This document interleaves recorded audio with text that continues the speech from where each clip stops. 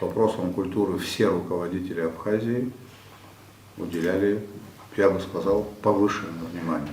В нашей истории были такие периоды, когда в развитии культуры, в объекты культуры, такие как музеи наши, театры, музеи боевой славы, дома культуры, музыкальные школы, были вложены огромные суммы денег.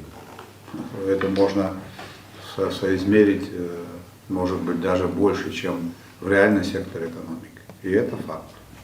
И это свидетельство того, что приоритет был таким образом обозначен. Многое не удалось сделать.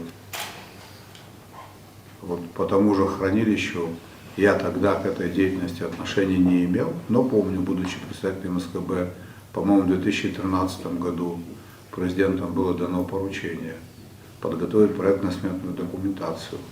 И как я это помню, в 2014 году весной документ был готов с целью включения этого объекта в инвестпрограмму содействия социально-экономическому развитию.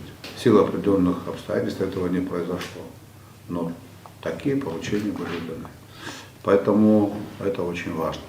Несколько лет тому назад и до этого поступал ряд предложений использовать помещение, которое было выделено Союзу художников, с тем, чтобы там определенное количество дать под картинную галерею, профинансировать, остальное, чтобы совмещал, чтобы это можно было совместить с интересами бизнесменов.